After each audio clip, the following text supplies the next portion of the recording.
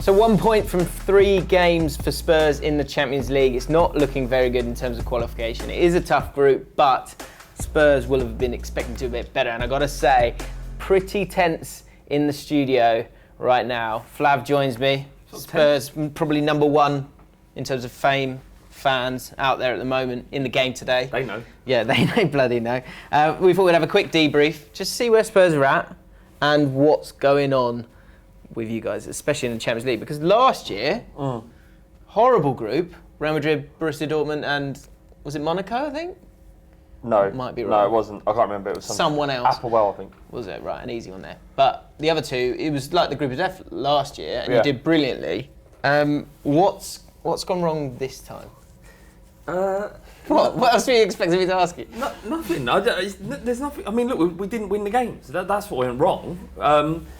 But does it lead to broader questions? The fact of this, inevitably, it always does. But the fact is, I think it's unfair on Pochettino. I think it's unfair on the Spurs team. You look at the performance last night against PSV.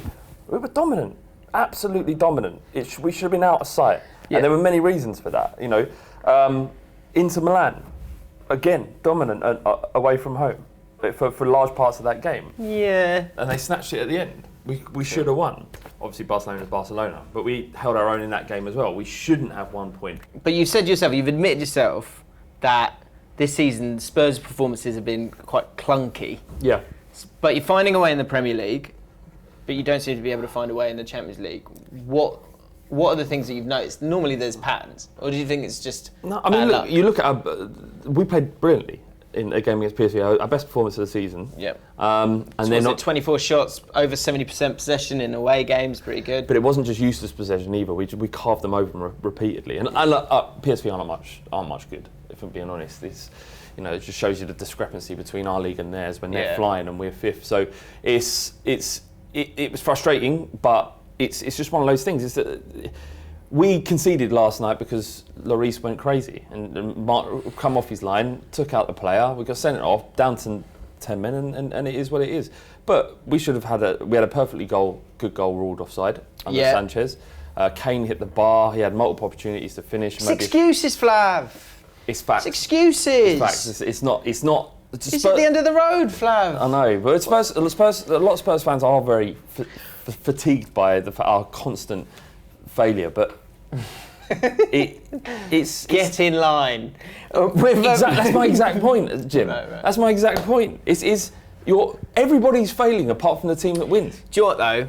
If this was Arsenal in the Champions League, everyone would be hammering them. Yeah, absolutely. So shouldn't you start to get? And we're getting absolutely hammered. Yeah. But can we dive in on Lloris? Yeah, it's a good pun there, isn't it? Lloris is a liability. True or false? Some questions need to be asked. Barcelona had a mare. Yeah. Early doors as well. Yeah, both of those games essentially because you don't know what would have happened if he hadn't made that. And last night, getting sent off. Mad decision. Well, didn't even really need to rush out. But the thing is, from his perspective, if you haven't seen the goal, they went through, but he weren't through. Like defenders were closing in on him. He came out. Sanchez would have got back. Possibly. And with Lloris, he's that type of goalkeeper. He makes his decision, and 9 times out of 10 he gets it right. Whenever there's a moment's hesitation, as there was for this, he was just like that, didn't know where to go. He tends to make a mistake.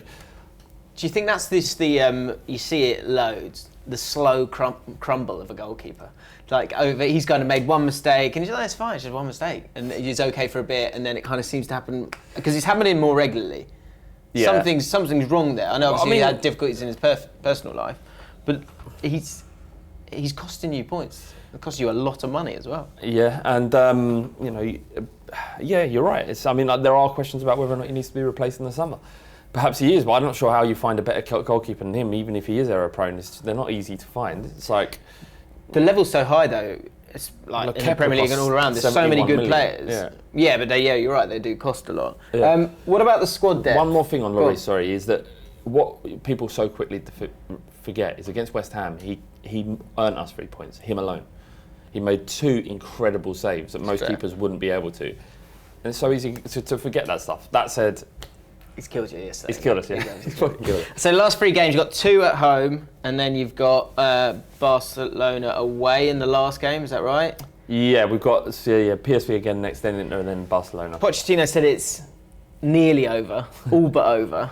Well, do you agree? Do you think you can win all 3 of those games? I think we can beat PSV. I think you'll see, actually, us hammer PSV at Wembley. Inter Milan, I think we'll beat them. We'll go into that Barcelona game knowing that even if we beat them, it's not completely over, although 10 points generally does get you through, and that will give us it.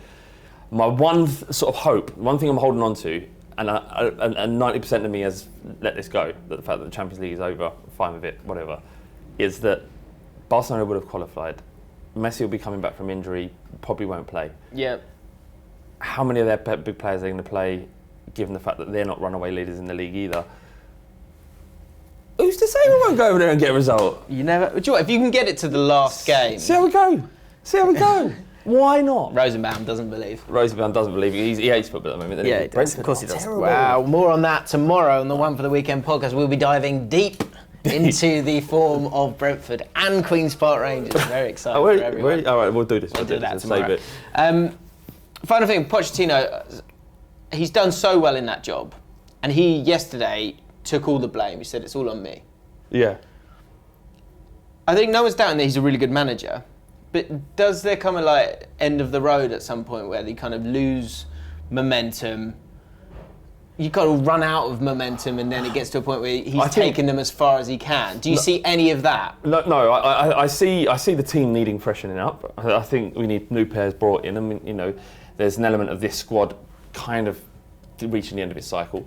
I think that's true. But Pochettino has done more with the squad than any other manager could have done, in my opinion, without proper investment.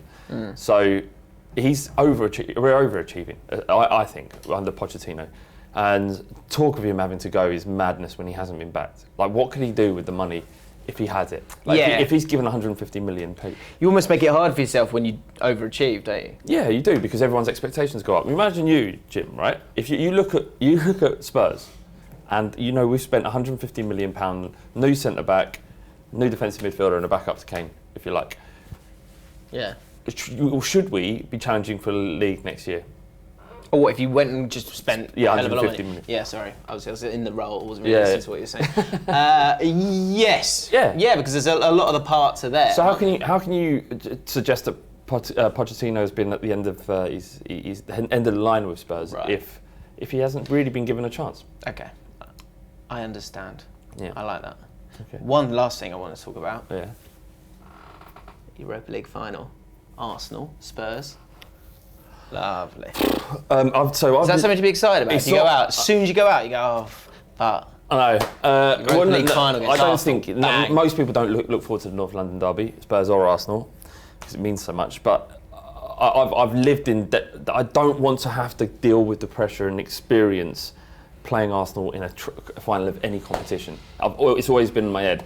It's bad enough going to North London derby and thinking, it's going to be terrible if we lose. At least it's just one game, isn't it? It's just one game. You get another one. Yeah. Not that. Oh, I can smell it. Do you know the worst one? I can smell it. The worst one was the penultimate game at Wembley. At our old White Hart Lane was played against Arsenal, and I was just thinking, imagine the last time we played them if they beat us. Luckily, we dicked you 2-0. If you're in the comments, I'm sure they will be. That's as someone who's the neutral one. I would love to see that Europa League final. It'd be wicked. It would be absolute murders. Quick yes or no in the comments. Just write yes or no. Would you like to see that Europa League final? Also shows that you were there for the last few seconds of the video, which we very much appreciate. Whilst you're there, hit the like button, subscribe to Ball Street. Let us know your thoughts on Spurs and Pochettino. We'll see you soon.